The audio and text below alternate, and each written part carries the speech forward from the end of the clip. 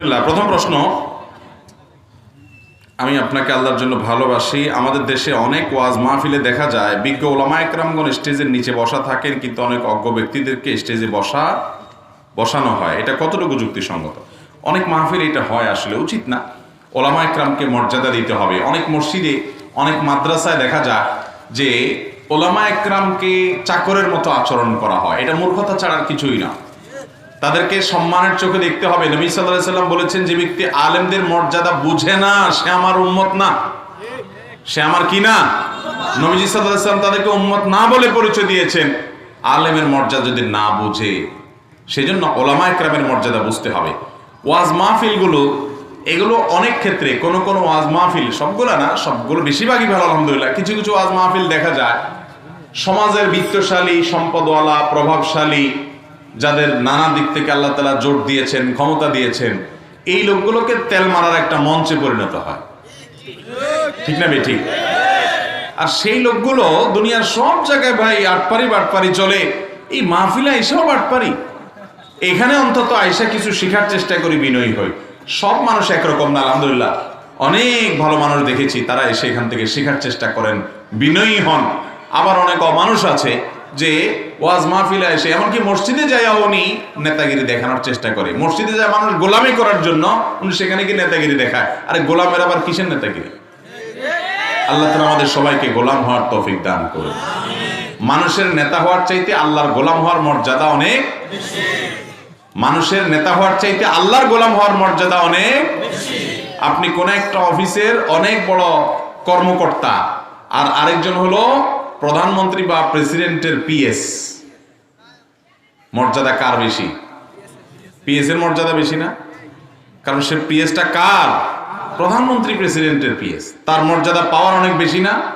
স্থানীয় অনেক বড় বড় নেতা আছে, এদের চাইতে ওই পিএস এর পাওয়ার অনেক বেশি না কম? লোকটা পিএস, পার্সোনাল সেক্রেটারি বা পিয়ন হতে পারে, কিন্তু পিয়নটা যখন বড় ব্যক্তির হয় তার মর্যাদা অনেক বেশি হয়।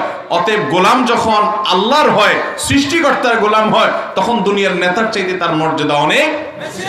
অতএব মসজিদে, দ্বীনি শিক্ষা প্রতিষ্ঠানে, ওয়াজ মাহফিলে আমরা গোলাম হয়ে যাব না নেতা হয়ে যাব? আল্লাহ আমাদেরকে বোঝার তৌফিক দান করুন। আমাদেরকে আল্লাহর কাছে যেতে হবে। অবশ্য অনেক সময় ওয়াজ মাহফিলের আয়োজকরা নিজেরাই তেল মারতে ব্যস্ত হয়ে যায় একটু টাকা পয়সা পাওয়ার জন্য। আছে না নাই? আমি যখন আজ থেকে বেশ অনেক বছর আগে ঢাকার এক মসজিদে দায়িত্ব পালন করছি ইমামতির, তো আমার মসজিদে এরকম একজন বড় পাওয়ারফুল ব্যক্তি আসবেন, পয়সাওয়ালা লোক আসবেন। তো ওনার কিছু শর্ত সারায়াত আছে, কিছু ভাবসাব আছে। ভাবসাব এগুলো উনি জাহির করে বিভিন্ন মসজিদে যায়, এরপরে উনি অনেকগুলো টাকা দেয়।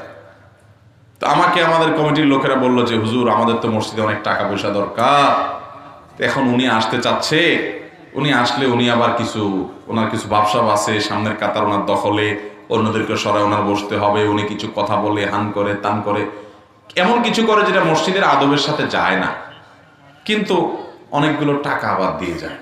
সব মসজিদ আলাদা ওনার ডেকে নেয় টাকার জন্য। তো এখন আমাদের এখানে আসতে চাচ্ছে উনি, আপনি কি বলেন? তাই আমি বললাম, দরকার নেই, আমার মসজিদ গরিব থাকুক, কিন্তু মসজিদের সম্মান, মসজিদের মর্যাদা চুল পরিমাণ কমুক, মসজিদের সাথে যায় না এমন কোন মাতবরি সর্দারের মহড়া এখানে দেয়া হোক, এটা আমি চাই না। এটা আল্লাহর ঘরে, এটা গোলামি করতে আসছি আমরা দেই নাই আলহামদুলিল্লাহ। কিন্তু মসজিদ ভেঙে পড়ে যায় নাই, মসজিদ সকল প্রয়োজন মসজিদে পূরণ হয়েছে। আমার মনে আছে যে পাশে থাকা জমিও আমরা কিনেছি, সেখানে প্রথম 3 তলা, তারপরে উপরের দিকে আরো বিল্ডিং আমরা করেছি, সব হয়েছে। আল্লাহ সব ব্যবস্থা করেছেন, থেমে থাকে নাই। এই জন্য মেরুদণ্ড থাকতে হবে, পিঠে মেরুদণ্ড। ওলামা একরাম যদি নিজের মর্যাদা নিজেই নষ্ট করে দেয়, ওয়ানাফসাকা আকরিমহা ফাইন্নাকা ইন তুহিন ফালাম তাজিদিন নাসা মুকরিমা, নিজেকে যদি আপনি অবমর্যাদার মুখোমুখি করেন, তাহলে সম্মান করতে হবে।